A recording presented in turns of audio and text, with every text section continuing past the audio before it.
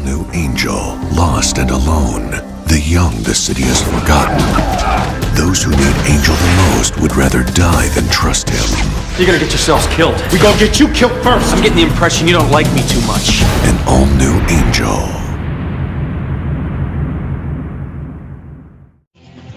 Hello, everyone, and welcome to this week's edition of Slade, the Buffyverse Revisited.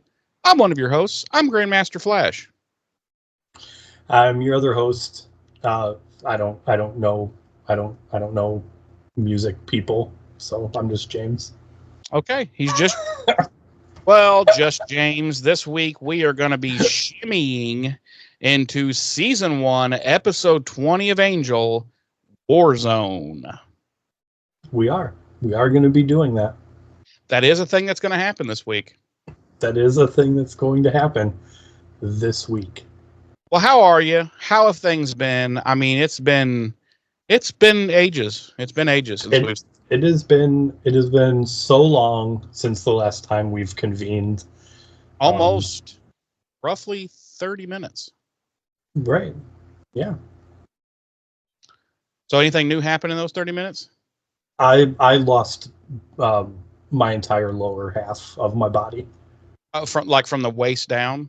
From the waist down. I'm just a stomach and torso with arms and a head. So you could just put yourself onto like a skateboard and then just that's it.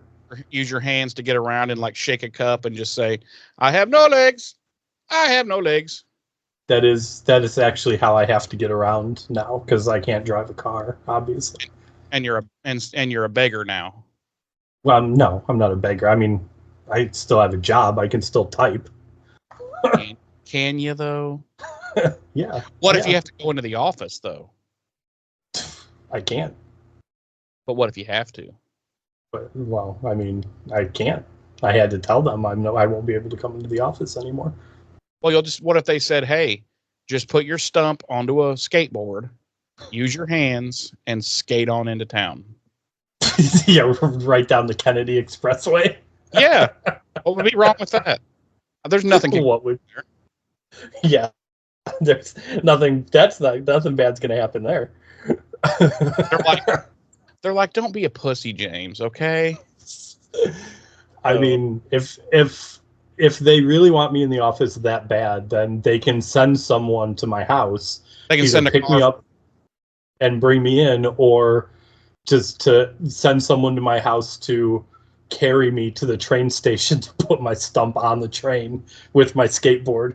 Because once I'm downtown, I could skateboard to the office. Speaking of like them sending a car for you, have you ever sat and just kind of fantasized at least a little bit, like, wow, what would it be like to be like, fuck you, rich?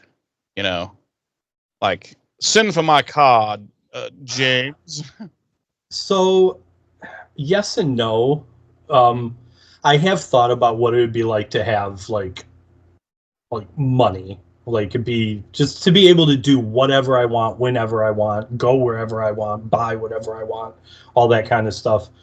So I think everybody does.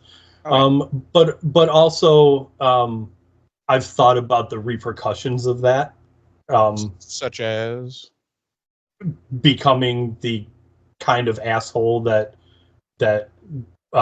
money seems to make people. Kind of money.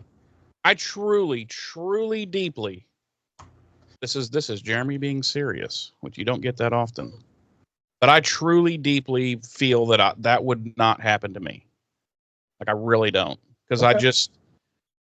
I really don't think that would happen to me, because you could give me boatloads of money tomorrow, and I would still be like, well, okay, I have a lot of money now, but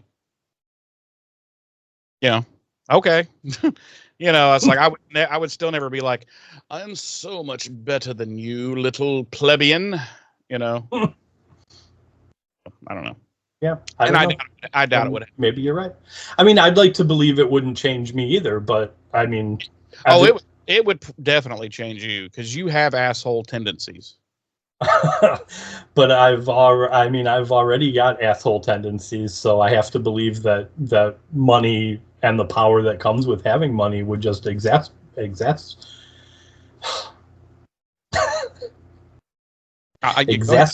you know what I'm trying to say. You don't know the word? I do know the word. I just can't get it out. Oh my god! I feel like I would become. It's masturbate. Masturbate. I just feel like I would become a worse person than I already am. No, I like to believe that it wouldn't change me either, but everything I've seen to the contrary, like, tells me otherwise. There's not a person out there with fuck you money that isn't awful. So well, I don't know about that. I mean, I don't know any of the people out there with.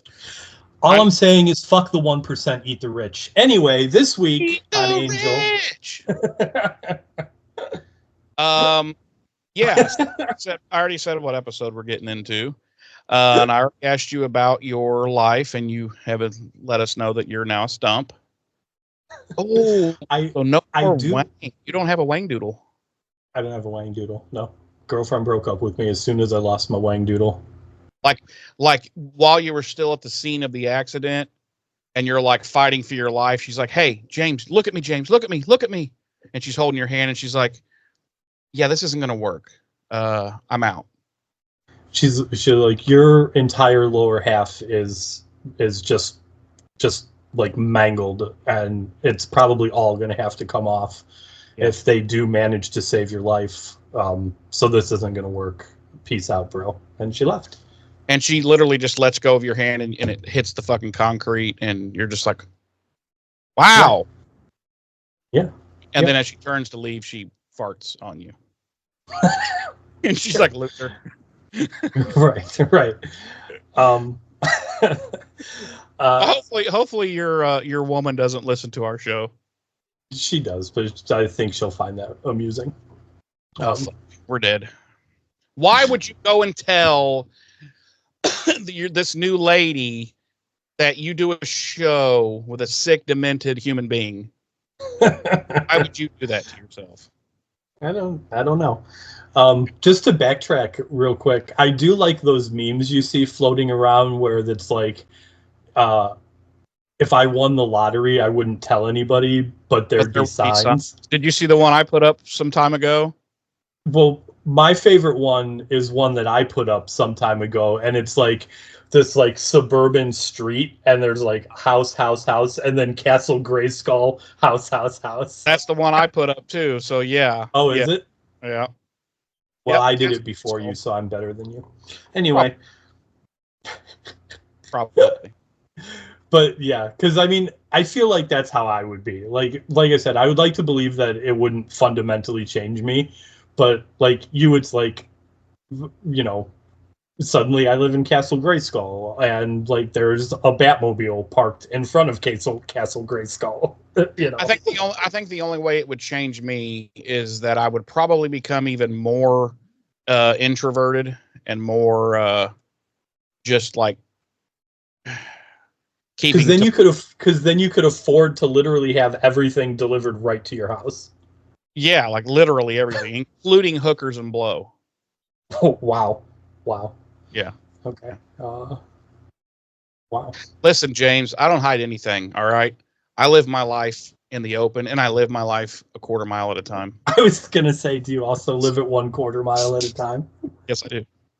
And it's all about family. By the way, just really quick, when do you think they'll stop making those movies? I think they said, because 10 was the one that just came out, right? You got me. I think I literally thought it was like 13 or 14, but no, I think they said they plan to stop at 12. I think they announced that before 10 came out. They said there's going to be 3 more, and that's it. Is it just me? So that'll make it what, 13 total? No, 12. Okay. So is that like 11 too many? Yeah, 100%. I mean, the first one was okay. It's kind of. I've never seen any of them, so I saw the first one when it very first came out. I can't remember it. I mean, I remember the fucking gist of it, but And I was like, okay, that's because I liked Vin Diesel a lot back then. Don't really care about him now, and so I saw it, but I've never seen any of the other ones, and I just could not believe that became such a ridiculous fucking, like, is there really do they really make that much money off of each one of these that they can just keep making them? Apparently like, so. For? Like, who who's watching these things religious like that? Like they're actually quality pieces of cinema.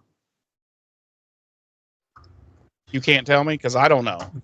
I mean, listen, there's something out there for everyone. I mean, I guess. Like, I don't know. I mean, you could say the same. Like, who's? And I mean, it's me. I'm the one. But you could also be like, who's going to watch like a giant monkey and a giant lizard fight each other? Yeah. See, that's not for me either. Like, who watches? But how that's for me. Like, it's me. I'm King Kong fucking movies have been made in the over 50 years. Like, too goddamn many. That's how many. Like, it's me. I'm watching them. That's I would say, what enormous loser is a movie like this for? Right. Right. No, I get it. There's something for everybody. I didn't think that there was that many, which I'm obviously wrong, but I didn't realize there was that many people who would be into that they could make this many of them. There's so many good movies I've seen where I'm like, oh fuck, I wish they'd make like one or two more of these, and you never get shit. You never get anything, no sequels, nothing. And then you got something like Fast and the Furious that they won't fucking stop making. You know? Well, I think that's a double-edged sword, because I think if you do see a movie and you're like, oh man, that's so good, I wish they'd make more of those, you run the risk of like, and the next one is like shit. Or maybe the next one is good, but then the next one after that is shit. You know what I'm saying? Sure. But I don't know. I didn't realize. We'll just end it by saying I did not realize there were that many people in the world who would love to just watch literally the same movie done 10 times, or for going to be a total of 12 times in various ways. And the thing is, like, they keep getting more and more outlandish too. Like, I think in one of the more recent ones, they like took a Fiero into space or something like that. I don't. Yeah, I saw a trailer for one. I don't know. It could have been like 3 ago, for all I know. But where they were like, he was in like an old 70s muscle car, and it drops out of the belly of like a fucking plane, and it somehow just floats to the ground. I assume it just floats to the ground, and he just drives. And I'm like, what? Like, at that point, that just kill me. Just kill me. Anyway, so this has been Shitty Cinema Talk with James and Jeremy. Why don't you arouse some dates and deets for us? That means you have to talk to the dates and deets like sexy. No, I'm not going to do that. You are no fun anymore. Do you know that? You used to play along with everything, and now you're like, no, I can't do that. I'm a little bitch now. I'm a little bitch. I just don't need like our worldwide audience hearing my bedroom voice. Why? That's why we have a worldwide audience. Literally.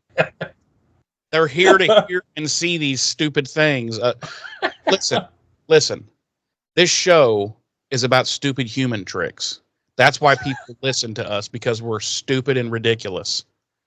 They don't listen to us because we have insightful knowledge and they want to see us like fucking hit ourselves over the head with mallets and, you know. I wonder how many of our listeners or how much of our audience is disappointed when they listen to last week's episode, the Yoko Factor, and I was talking about the fight between Angel and Riley, and not one single time did I let out a "Daddy." See, See, ever since you went and got this girlfriend, you've become a cuck. Okay. Oh, stop. Yeah. Don't do. No, Yeah. No, stop. it's fucking true. Stop. Don't talk about her like that. I'm not talking about her. I'm talking about you. Daddy. Too late. That would have been a good time to do it. It doesn't do anything for me now. Sometimes I forget, like in the heat of the moment, that I should let out a daddy. Especially considering David Boreanaz was our guest star. Right. Anybody? He failed. I know. Yep. And here here I was worried you were going to forget to play the Angel theme when he showed up. But you remembered. Meanwhile, I couldn't even remember to let out a daddy. I don't fuck up, James. I don't fuck up. I'm sorry. I might forget the name of the show every now and then, but I don't fuck up. we need to dig that clip up, and that needs to be like bumped up somewhere, like refresh the listeners. Refresh the listener. I'll look through the Facebook page and. God, I have no idea. I have no idea where it's at. It's on the Facebook page somewhere. Okay. Like near the beginning, I think. I just remember drawing a complete blank. I think that was season 1, wasn't it? That was season 1. Season 1. What's the name of the show again? What's the name of the show again? Buffy Slade Vampire? You're like, fuck, I forgot the name of the show. Sorry. Oh, man. All right.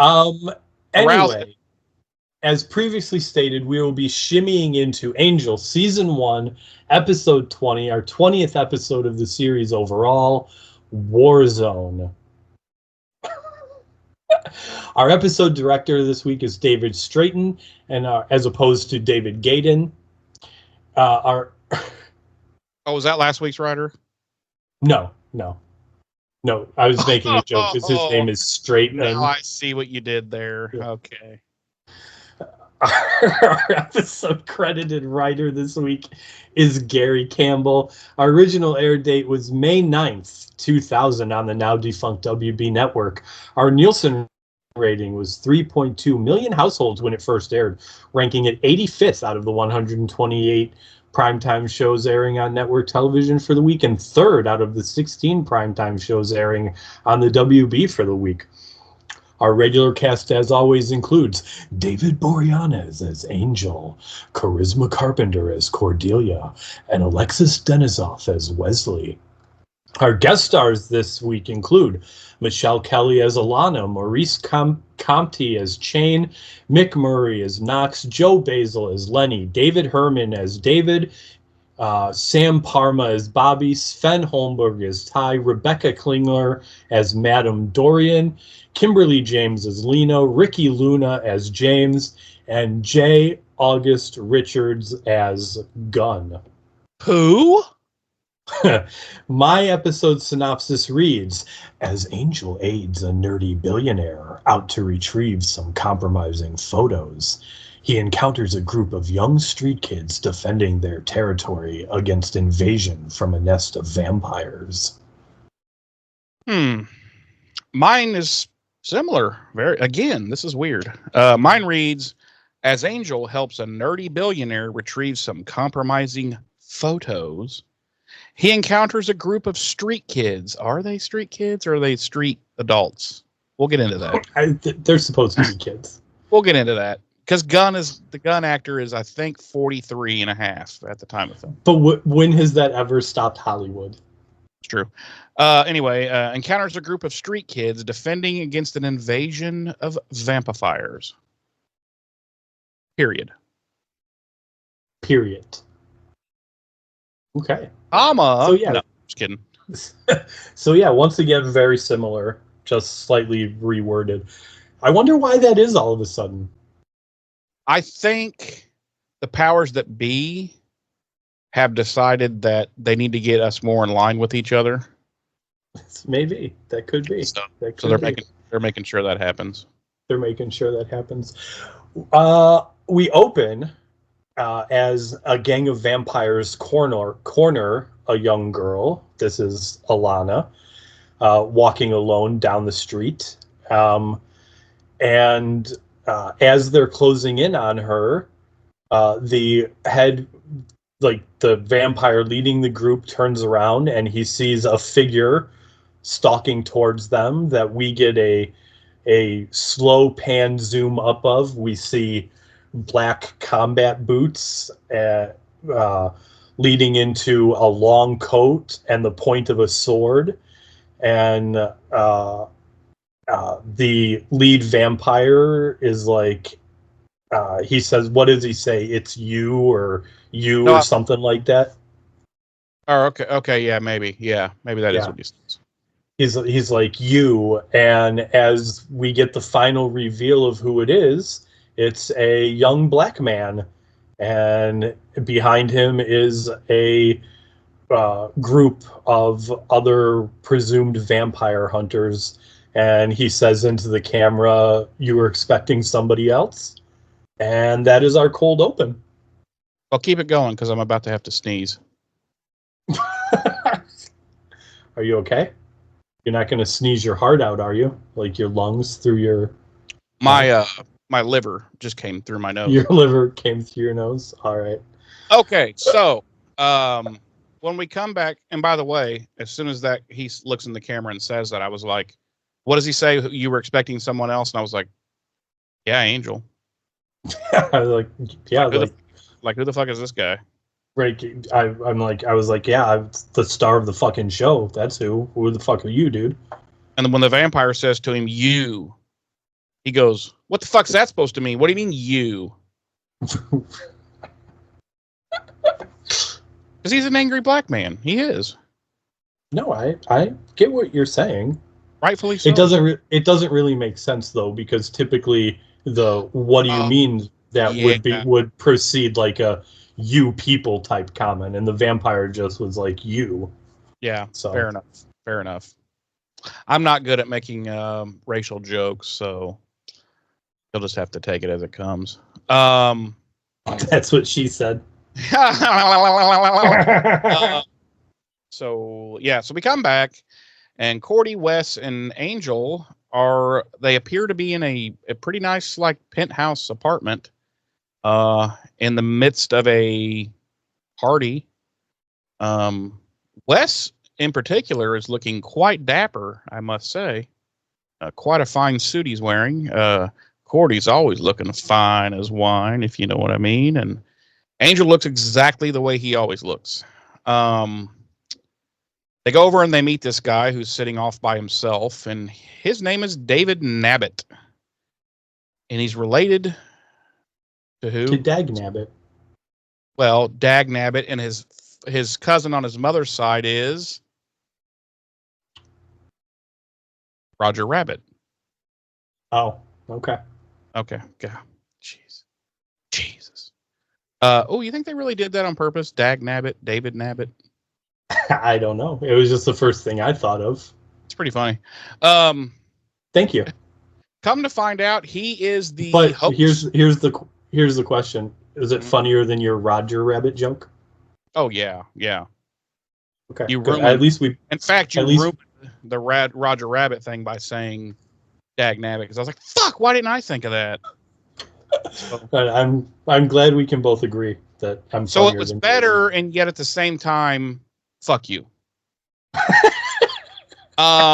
So we come to find out. I'm sorry, I don't mean to keep interrupting you, but I sympathize with that, because I often, when people make better jokes than I'm about to make, I often have that same feeling as well. Like, man, that was good and it was hilarious, but also fuck you for being funnier than me. Yeah, and if they get it out before I get mine out, mine ain't coming out. Let's just put it that way. Unless it's my penis, that's always coming out. It's just the way I am. Yeah, it's getting to be a little bit. It's getting to be a little bit of a problem in editing the videos. I'm a little bit of a serial flasher. I can't. I know. Like I said, it's getting to be a little bit of a problem when I edit the videos. You know, I should stand up sometime and pretend like I pull out my dick, and then when you're editing, you put like I just blur it out. the pixelation there, and you're like, "Oh my god, I can't believe you did that." But I don't know if I could. I don't know if I would be able to like blur out 1 pixel though to simulate your penis size. What are you saying, James? I think you know what I'm saying. No, I want you to explain what you're saying. I'm implying that you have a small penis, and that I would only need to blur 1 pixel of. Well, you've never said that. Footage. You've never said that while you were gagging. What? What? Oh. So. But also, haven't you thought it was odd that with my mouth full of your manhood, I could clearly say, "Oh my God, it's so big, I'm choking on it." Oh my God, it's so big. I'm literally gagging right now. Can you Can you hear that? Right, and just while my mouth is full of your manhood, I'm speaking that clearly. You didn't think that was odd ever? And then you're like, but holy fuck, you have enormous balls. Like your balls are legit huge. They're like beach balls. Like, and you're like, how is that possible? And that's when we found out you had ball cancer, remember? Because I could set on, instead of using a chair at the beach, I would just set on my balls. You know? Who needs a beach when you've got, your own built-in seat? Okay, let's get through this scene at least. Yes, sorry, please continue. We come to find out that Dag Nabbit is actually, that's what I'm calling him from now on for the episode. Go ahead. Dag Nabbit is actually the host of this party, and is clearly a massive nerd. We come to find out that he is a former Dungeons and Dragons aficionado, which I take great offense to because I as well used to be a huge Dungeons and Dragons guy. So I take exception with the fact that they're making this, but he is a billionaire, so I mean, you gotta take your lumps with your gravy. I don't like lumpy gravy. I don't like it at all. So yeah, he has become a billionaire in the software industry. And apparently someone from his former group of high school Dungeons and Dragons players have gotten a hold of some compromising photos of Mr. Dag Nabbit whilst he was visiting a demon brothel called Madame Dorian's. So what it boils down to is he wants to hire Angel Investigations to find out I'm sorry. He already knows which person it is. He just needs someone to find this guy whose name is Richard Head. He needs someone to find him. And oh, it's not? No, it's not his name? Oh, okay. It's not his name. Richard Bender. No. Okay. All right. Anyway, we'll just, for our purposes, we'll call him Richard Bender. Richard Bender. His name's Lenny. I think my name's better. Okay. Like Lenny's a pretty generic, boring name. No offense to any Lennys out there. So yeah, he needs him to track this guy down, get him to give up the goods. And because if this shit leaks out to his shareholders, he'll be ruined. We can't have that. And I was like, okay, is it just me, or does this seem like a case that normally Angel would be like, we're not fucking taking this case. This is not. No one's life is in danger. There's not evil forces involved. Like normally he's like, no, we're not taking a case like this, Cordelia. But in this instance, he's like, oh yeah, got you, bro. handle this, no problem. And I mean, it's possible that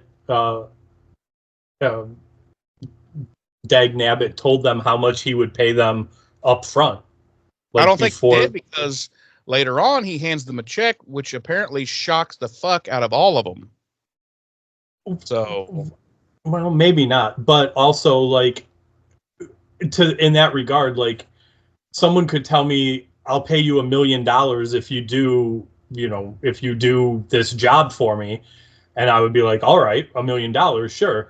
And then when I actually got a check for $1 million, I would look at that check and still be shocked at how many zeros there are. I would look at it and be like, really?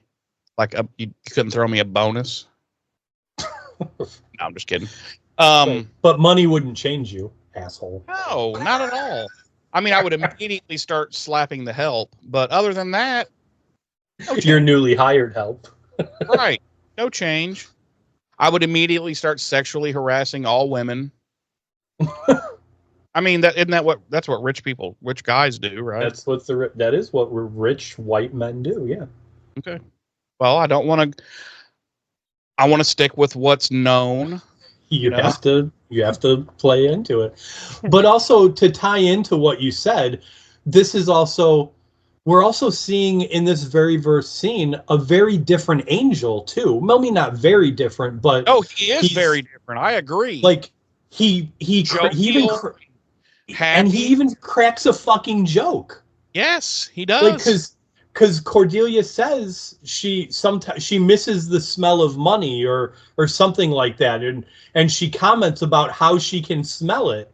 Yep. And Angel looks at Wesley and he's like, she's not just saying that. Sometimes I hide some around the office and just watch her. It's amazing. And he's laughing about it. He's very jovial and like I said, cracking jokes. This is a very different Angel. Listen, I stand by what I said in last week's episode. He has finally got the burden of this blonde-haired fucking woe is me, holier than thou bitch off it. No, I'm the only kidding. I love Buffy. But it's like he has. It does feel like he's got some kind of weight off of him. Like he's just like, okay, me and her are good, but we know that we're not good together. Right. Like I said, the fight that started in Sanctuary and the conclusion and the makeup of that happened in Yoko Factor was the both characters on screen acknowledging what the writers have finally figured out, particularly on Angel, and what we honestly as an audience needed to learn and hear too, is that their worlds are not connected anymore, outside of the fact that they take place within, the same universe. But Buffy and Angel are not intricately. You're having some real verbal problems. Are not intricate. God damn it. Intricate.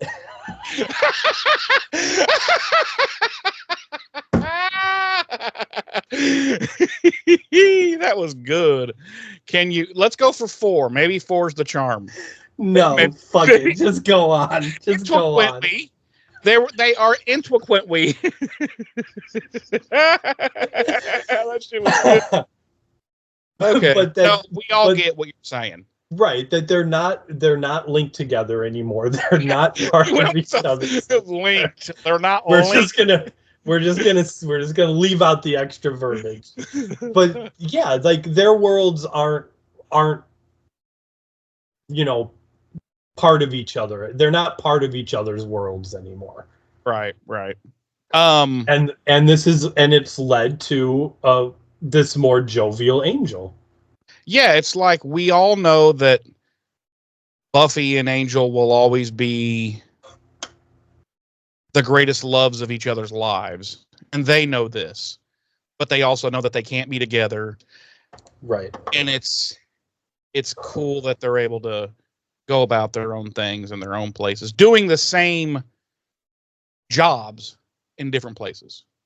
Right. So, okay. So the following night, Angel has tracked down Richard Bender. And, Hold on. You're not going to talk about the demon brothel at all? Oh, yeah. My bad. I forgot that was before this. So first, Angel, this is a kind of a weird scene. Angel shows up at the brothel. And this lady, who is apparently the madam, immediately grabs him and starts pulling him towards the door. And she's like, we don't serve vampires. And I'm like, you think it's a great idea to grab the vampire and escort him out the premises when, number one, you apparently appear to be 100% human. So you think that's the best of idea? Number two, why wouldn't you would serve demons with tentacles growing out of their fucking assholes, but you wouldn't serve a fucking vampire? Right. Like, really? We're gonna be vampire racists now? Right. The thing I wanted to point out is that every demon prostitute in this brothel that we see would pass more for human than demon. Okay. Yeah. Like, they're all extremely humanoid. I would have loved, like, I would have gotten such a kick out of seeing, just for the hysterics of it, of seeing like an actual demon or two, like a gross looking like mound of shit with like tentacles. Yeah, like a demon like prancing through there. You know what I'm saying? Like, come on. That's just like 500-pound mass of shit that's just like in the middle of the floor, and it's got tentacles everywhere, and it's just like, and it's like, yes. Yes, something like that. Like, that would have been hysterical. And Angel would have been like, looked at the madam and been like, do people really? And the madam would be like, you'd be surprised what it can do. The madam would be like, sir, she is our most she's our top earner. She's our most profitable earner. And Angel would have been like, oh. Yeah, that would have been good. But yeah, all these supposed ladies of the night are demons, though, as James said, not very demon-y looking. And he finally like blackmails the madam, and he's like, well, you don't want this coming out about your place. And she's like, what's the woman's name she calls over? I don't remember. Yeah, it's like, we'll just say it's Kate. And she says, Kate! And a very attractive demon woman comes over, and he shows her the picture, and he's like, yeah, you need to spill it. Not before she's literally jerking him off with her tail. And I did not make that up. I don't think she's actually like, jerking him off. Okay, she's rubbing his cock. She's doing a little over the pants action. Yeah, she's rubbing his fucking. She is patting his penis through his pantaloons. Yeah, that is happening, and he seems to be like, whoa, wow, whoa, okay. And he's like, you think I could get a freebie while I'm here? And she's like, yeah, why not? But that is what leads him. Apparently, she gives him the information as to where Richard Bender is at. And we cut to Richard Bender going to his car, and who shows up behind him but Angel. And Angel quickly threatens him, manhandles him a little bit, and says, you be back here tomorrow with what I want, or I will come to your house and I will fuck your ass until you... What? That's not what happened. No, he's like, tomorrow night, be back here with the fucking pictures, or, I'll fucking off you. Well, Mr. Charles Gunn, who we met earlier, is in the shadows watching this, and he's like, Oh, hell no. This motherfucker ain't coming into my neighborhood with his fucking vampiric bullshit. So, we, I fucked my notes up because that is not a thing.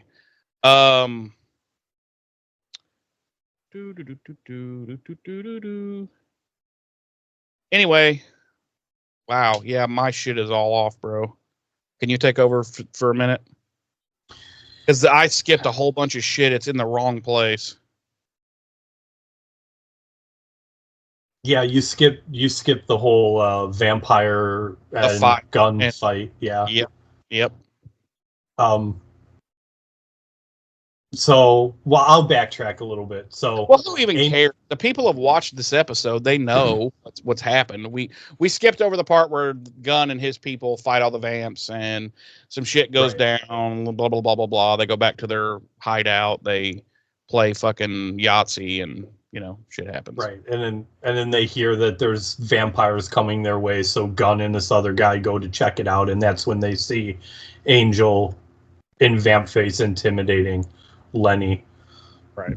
So then we cut to Angel Investigations, and Dag Nabbit is giving them their payment, and he tells them that there'll be more when the job's done. And okay, Jeremy, time out. I want how much do you, in your mind, how much do you imagine he wrote on the, because Cordelia shits herself, Wesley passes out, and later on even Angel's like, damn. So how much do you think he, and we'll never know, but what do we think in our minds that he wrote on that check? 100,000. That's exactly what I was thinking. That is literally exactly what I was. And they're probably, I think like, what? Yeah. I think 100,000. Yeah, because I mean, he makes it clear that money doesn't mean shit to him. Right. So, okay. So then we cut to the next night, and Angel is once again meeting with Lenny, and Lenny has brought the photos, but he's also brought him a demon security or bodyguard. Angel and the demon bodyguard fight.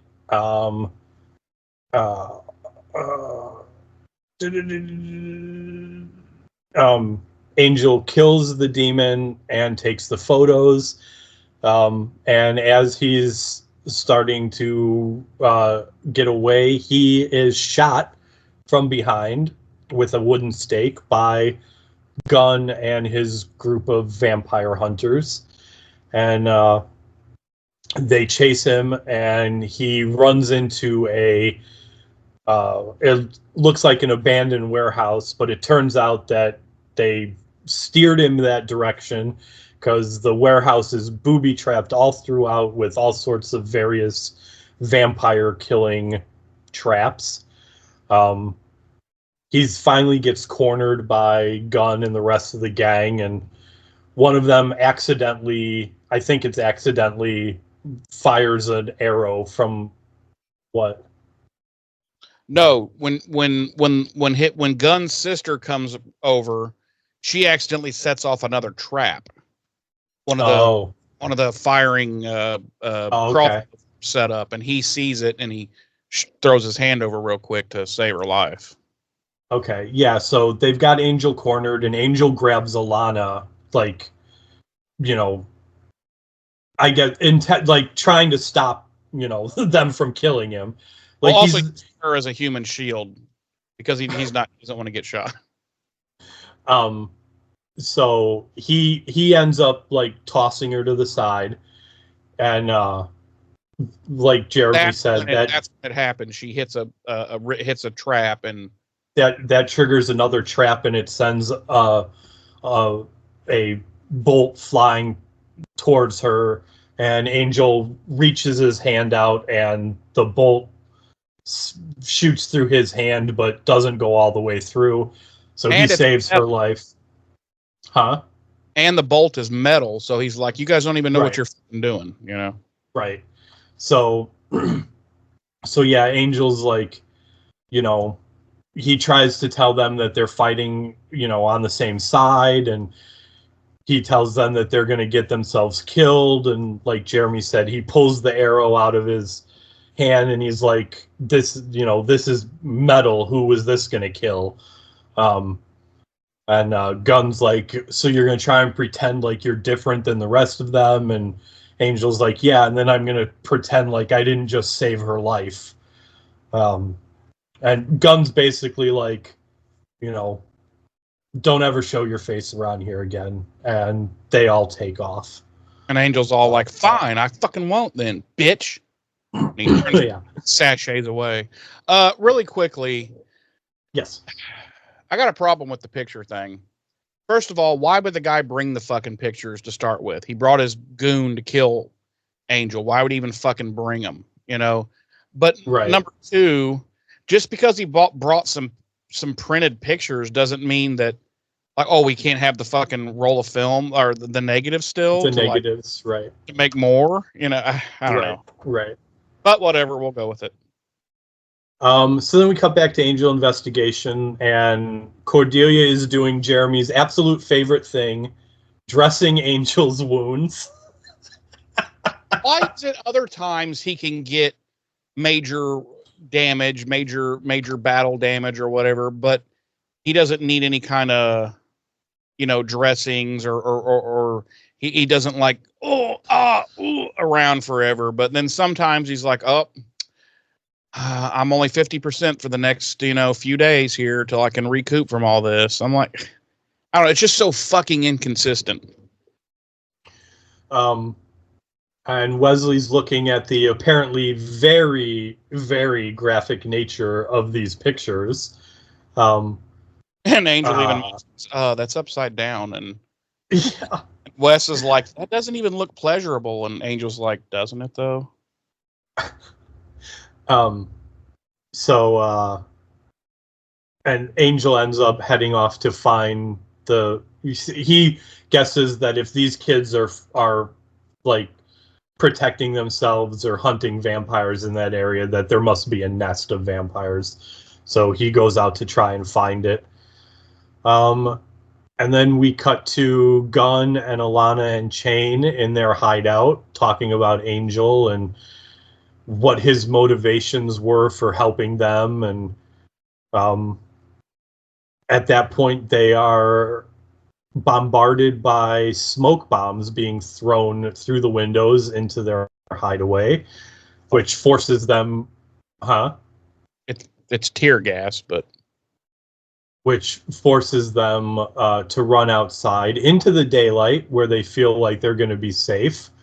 But they quickly realize that nobody is attacking and trying to get inside their hideout. And as Gunn and this other guy quickly skedaddle up to the surface to warn the others, a van full of vampires covered in heavy clothing and wearing gas masks kidnap Alana. And Gunn makes it up there and sees her getting kidnapped and chases after the van and manages to jump onto it. And through the window, he sees Alana getting fed on by a couple of vampires. And one of them punches through the glass on the back of the van and knocks Gunn off. And we cut to commercial. And when we come back from the non-existent commercial, what's happening, Jeremy? Fire. Fire. There's a massive fire at Angel Investigation. No. Not yet, but before the end of the season. Maybe. That does happen. Oh, no. You mean when they go to the place that starts with an H? Well, before that, they're using Cordelia's place as a makeshift office. Actually, I think that is next season. Is it next season? I was going to say I don't think it's till season 3, but Well, I don't know. It'll be a surprise to us. It'll be a surprise to us.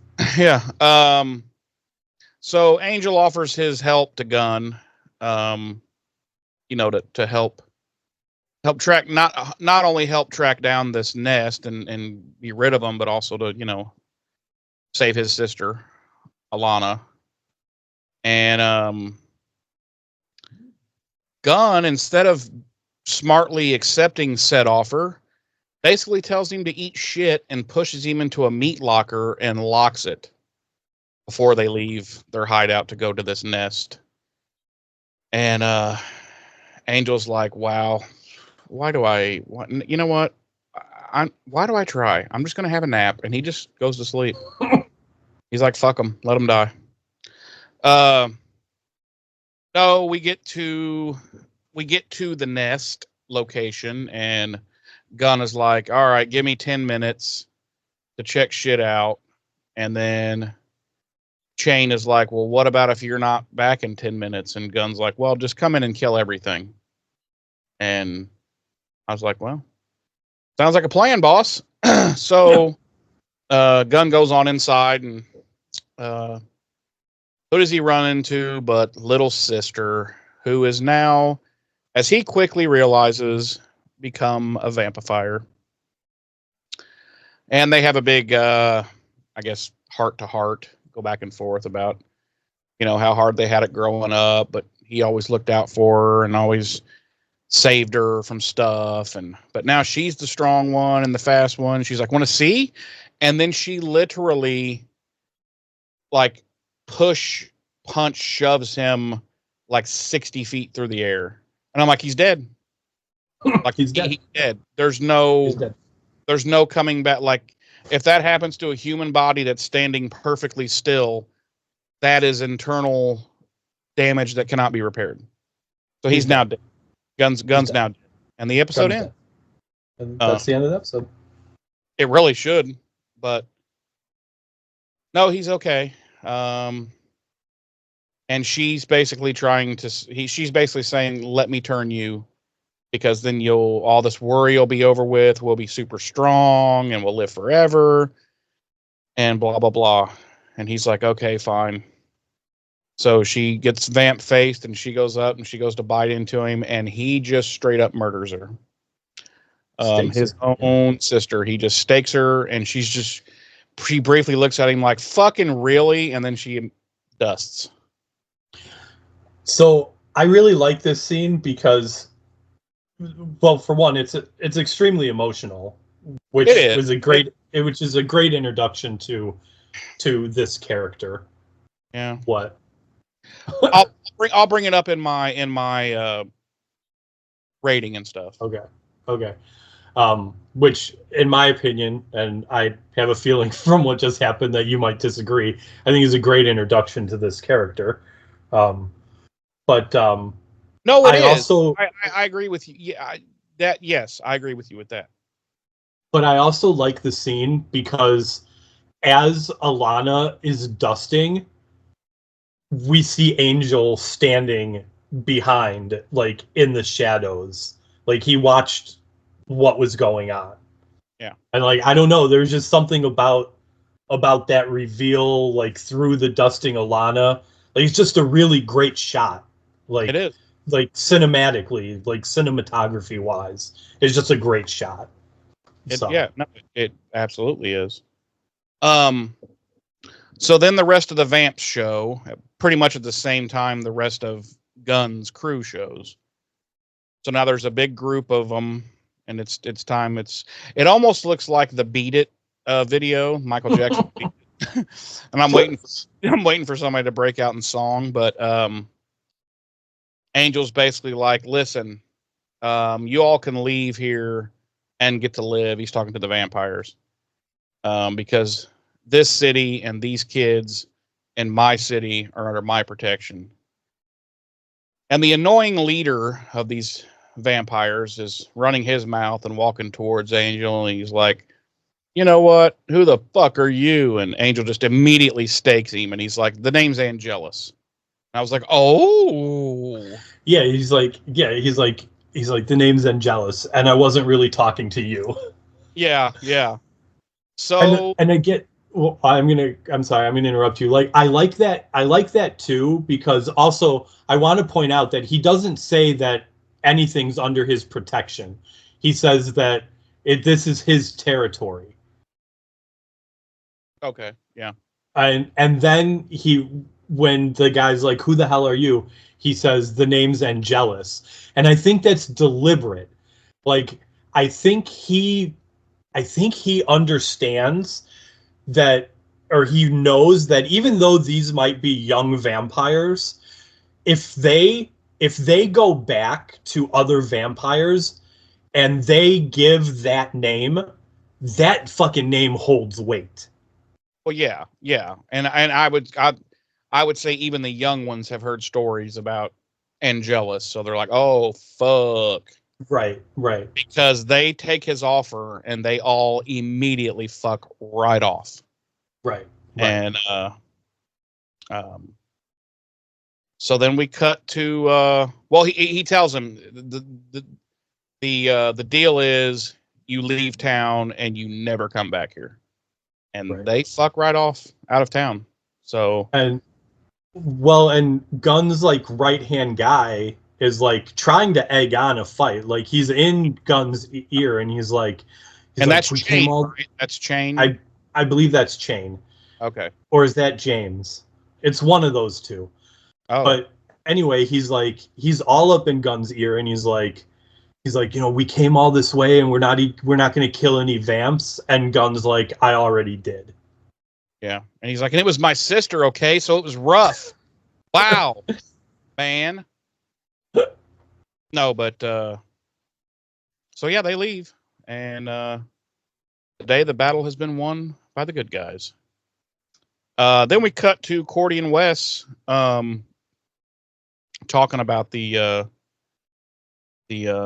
group, and they're I like this part. They're at like a coffee stand, and they're gonna get a couple of coffees and sit down and chat at the park bench, and fucking Wes like gets like one of these standard fucking Starbucks kind of coffees. Like, I asked for a coffee, and he's got this big thing with fucking a mound of whipped cream on it and shit. And he's just like, oh, fuck. So when they sit down to start talking, you see him take his straw and he like rakes off like all the fucking whipped cream and shit. And he's just like, so, but yeah, they're talking, and Cordy's like, yes, I fucking hate this. I fucking hate this. I know. Cordy's like, so I've been really thinking about whoring myself, or she doesn't say whoring, she says Prostituting. yes, she does. She says prostituting myself to dag nabbit.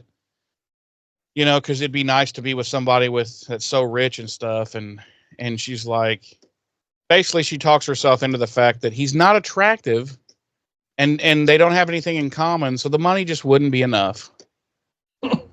And it's just like, wow, there's so many problems with this whole like there's two whole separate different problems with this whole spiel here. But Wes is like, okay, thanks for sharing. And then we cut away from that scene, so I don't know what the fuck it was for, honestly.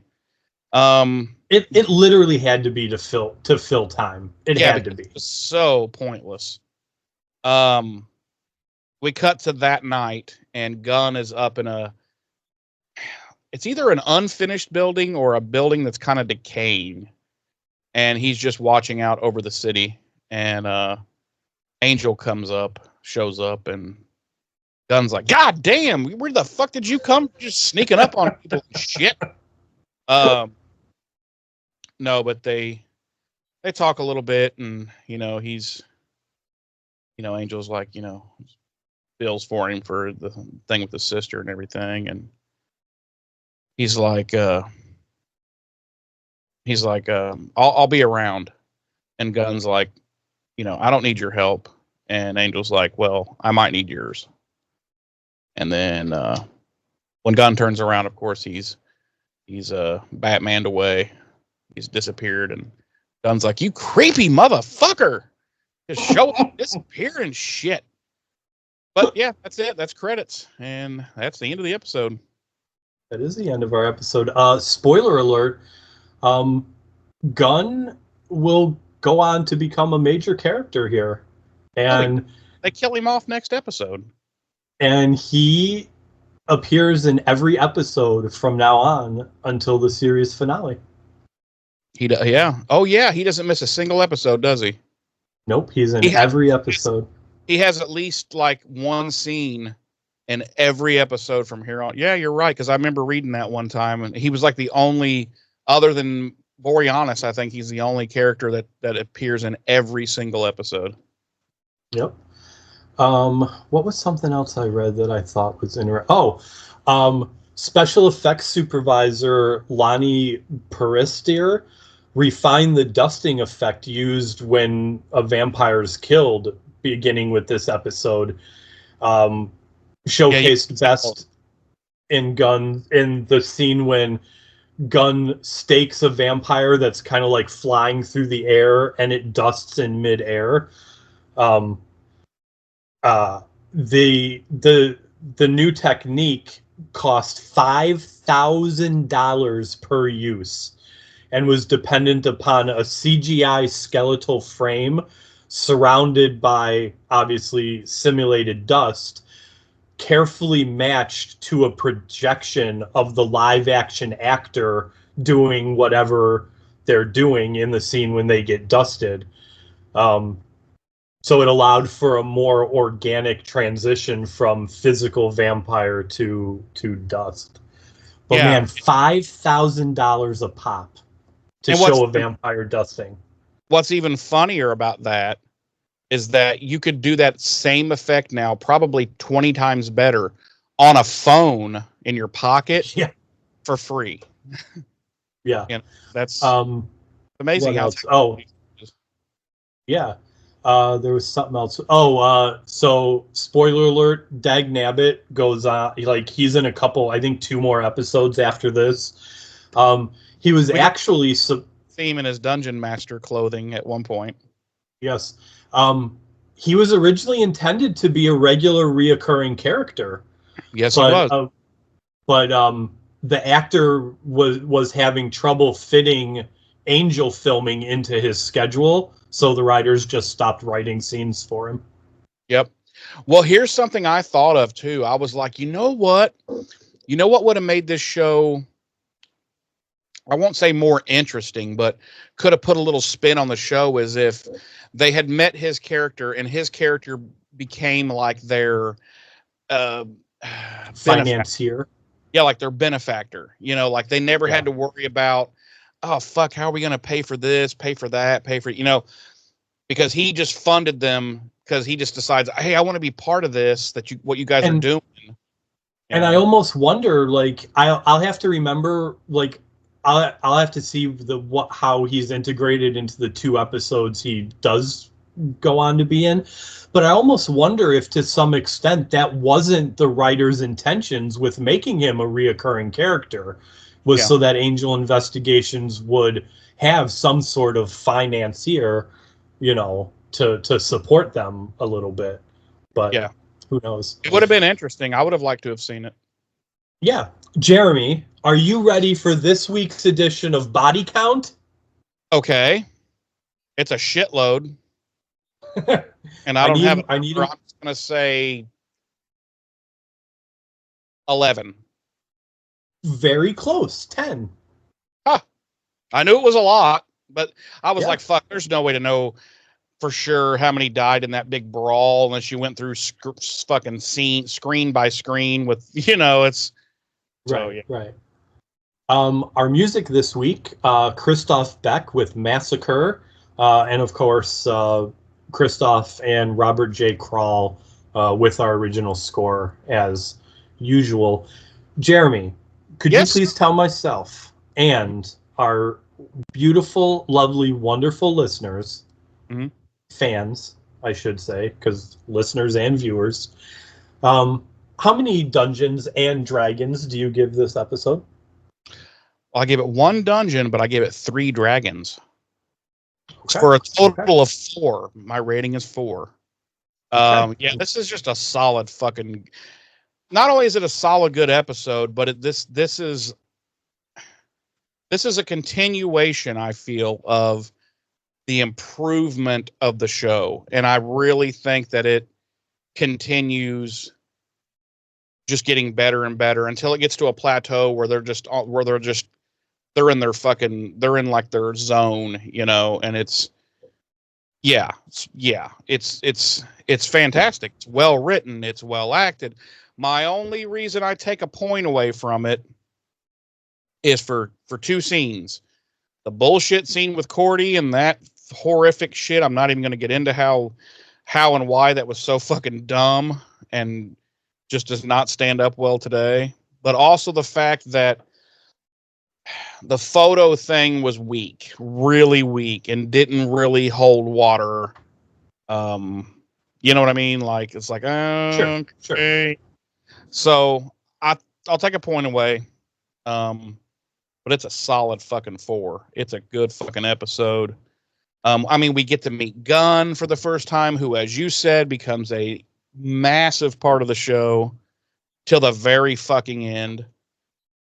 And yeah, I mean, there's really, other than the two things I said, there's really nothing to pick apart here. The writing and acting, well, acting is always phenomenal, but the writing was very good and on point. And yeah, shit. Oh, that reminds me. There is one other thing that I take a point away that goes towards me taking a point away for, and that is that I feel like the storyline between Gunn and his sister was way too rushed. Like it should not have begun and ended in this 1 hour episode, because it just doesn't have. It would have had a lot more meaning and a lot more punch to the gut if it had been at least a couple, 2 or 3 episodes long, and say, sure. so we can establish how close they are, how much he loves her, how much she looks up to him. Then she gets kidnapped by something and either killed or turned into a vamp that he has to then take care of it. It would have just had a lot more oomph to it, and this was too rushed, which they're kind of guilty of doing a lot of times. So yeah, right. Those three things go into my taking of a point, so to speak. Other than that, fucking solid, great episode, and we finally get to meet Gunn. So, James. Yes. Tell myself and our lovely listeners and viewers, on a scale of 1 to 5, how many nerdy billionaires do you give this episode, and tell us why? I give this episode 4 nerdy billionaires. All right. And honestly, like, verbatim, practically what you said about it is what I'm gonna say. It's just a solid episode, the writing and the acting, like that's always going to be good in these episodes. Maybe not the writing, but the acting definitely. Yeah. And honestly, even sometimes when the episode's bad, it's not necessarily like written poorly. It's just the idea isn't executed very well. You know what I'm saying? Or it was just a bad idea that they probably shouldn't have. Right. But anyway, yeah, it's a solid episode. It's so good. It's our introduction to Gunn. It's like you said, it's the continuing progression of the show, just getting to where it's the show you and I very fondly remember. It's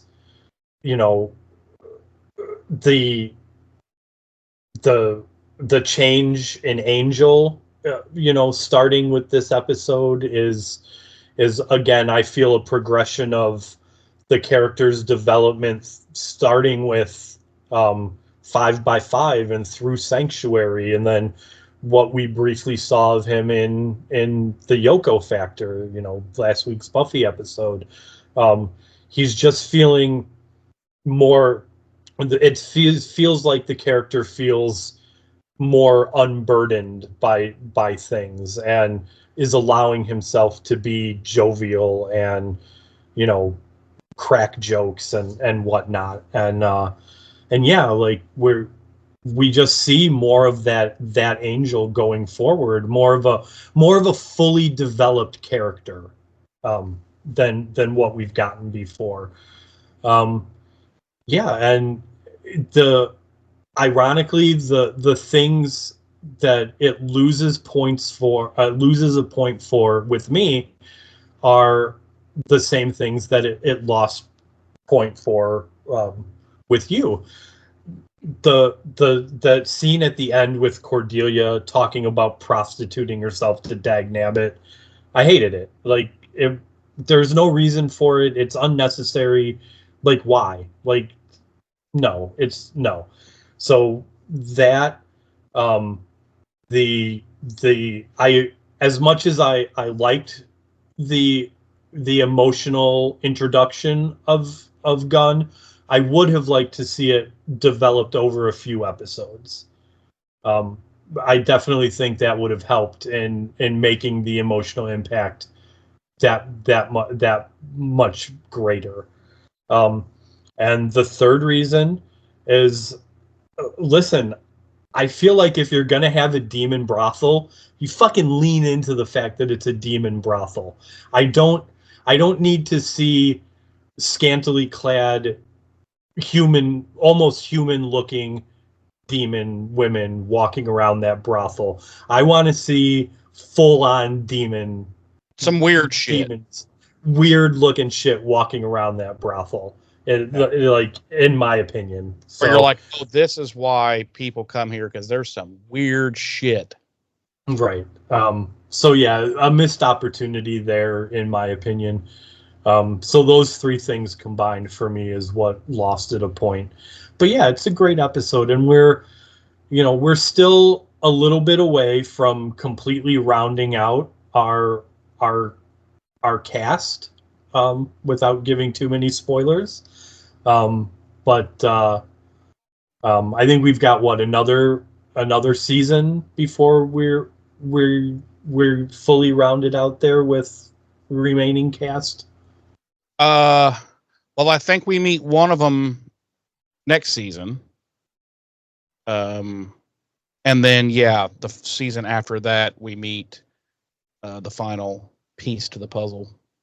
Yeah. So, but listen, like that's not going to stop, the final two episodes here and next season from being good. Like, just because we haven't met everybody that we're eventually gonna have on Team Angel here, which honestly, to me, speaks to the growing quality of the show, because so many shows you meet your core cast.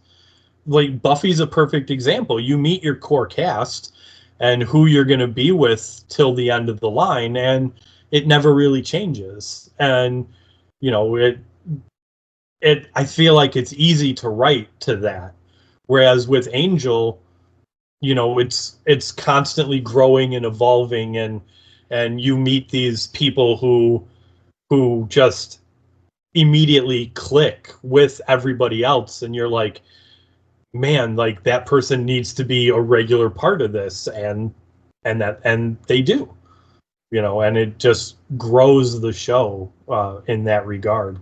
So, but yeah, it's a damn fine episode. It's a 4 for me. Damn fine, ladies and gentlemen. All right, that wraps up that coverage. Let me tell you a little something. If you go to http:// no, if you go, remember those days?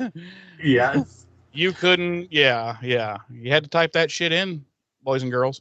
Nope. BuffyRevisited.com. That's our website address.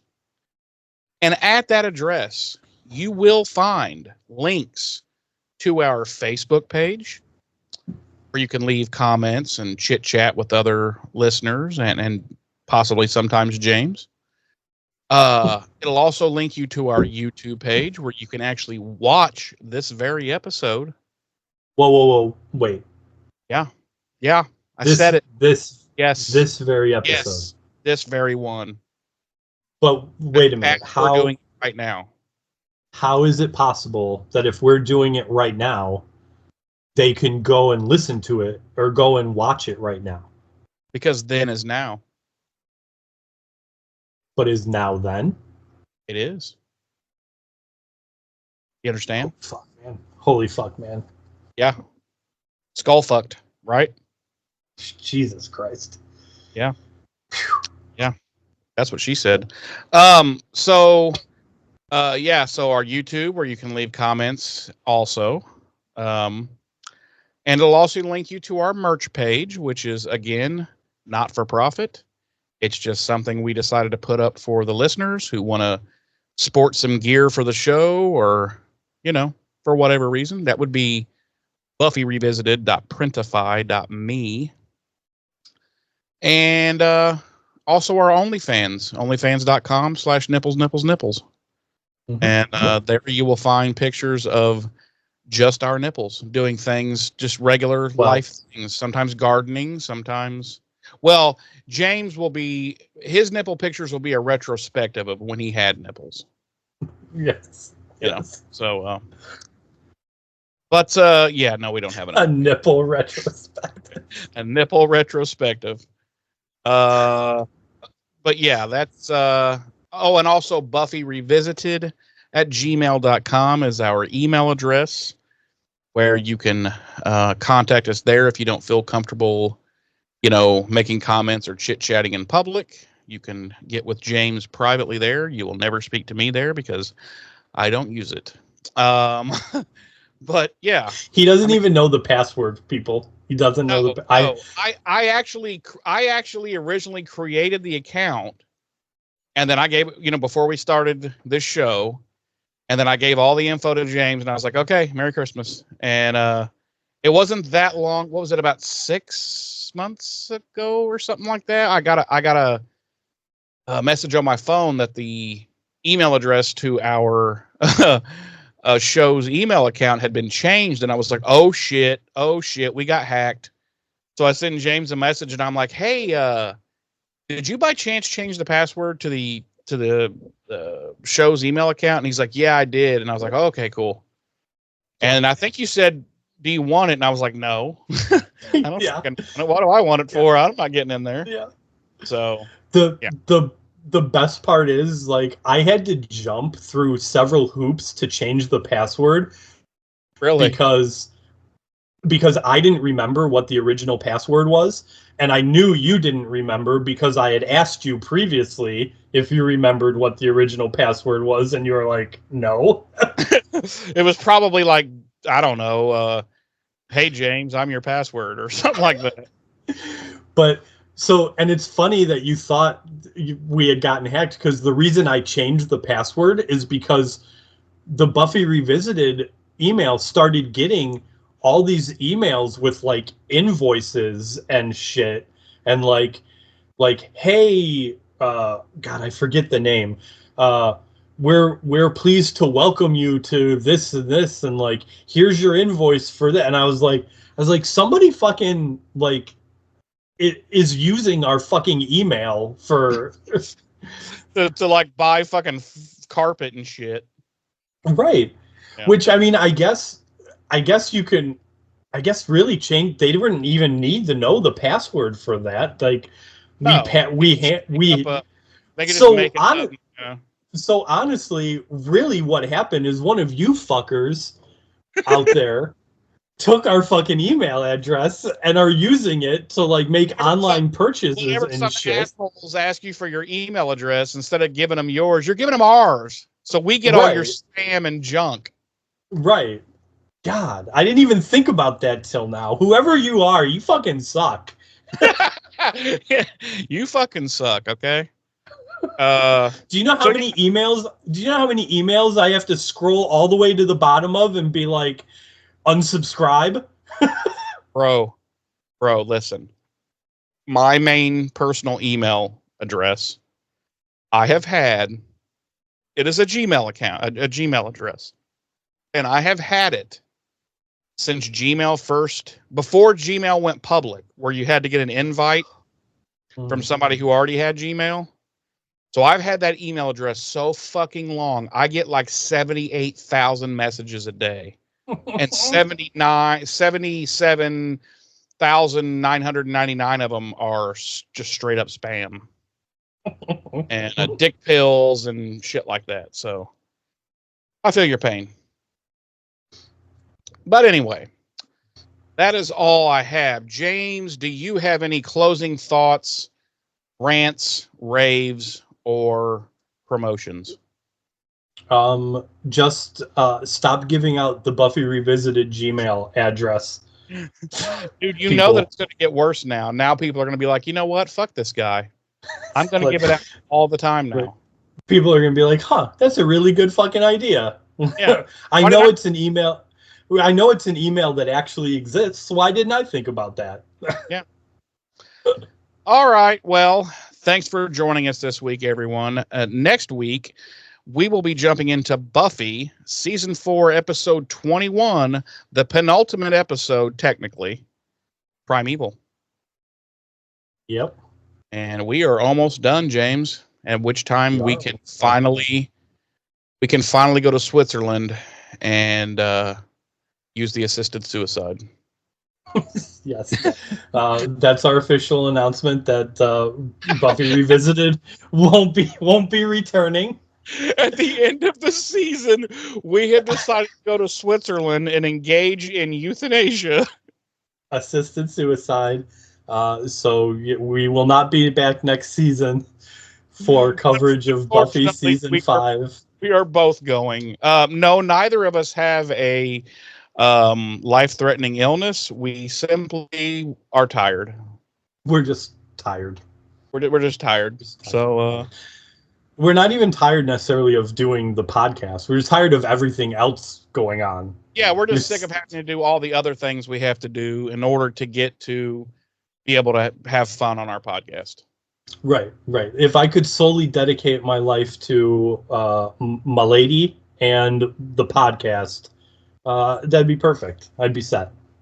And masturbating. Well, for one, I've got the lady, so I don't really need to engage in that anymore. That's sad. That's fucking sad. But why? Was it sad that I get sex on the regular? Yeah, it's sad for me. Oh, but two, also, I'm just a stump now, remember? So I can't. Oh, right. There is that. Right. So thanks for bringing that up again, asshole. Well, then how do you have sex all the time with your lady? I don't anymore. Wait, remember? Because she left me because I don't have a wang dangler anymore. Yeah, she's like, fuck this loser. So, well, now we know why you're going to Switzerland. Why am I going? I don't know. I just like to follow along. You're going because you can't do this without me. So why bother going on at all? There's nothing else to do. So I'm just like, yeah, okay. Let's see. I could do that. No, that, no. Assisted suicide. That's something I haven't done yet. Also, we got that really good. Also, we got that really good BOGO. Yeah, right. It was a hell of a good deal, man. We couldn't just. You don't just pass up a good deal. You just don't. No. So, anyway, all that being said, thanks for joining us this week. We'll see you next week for Buffy. I've been one of your hosts. I'm Jeremy. I'm your other host, James. Ta-ta.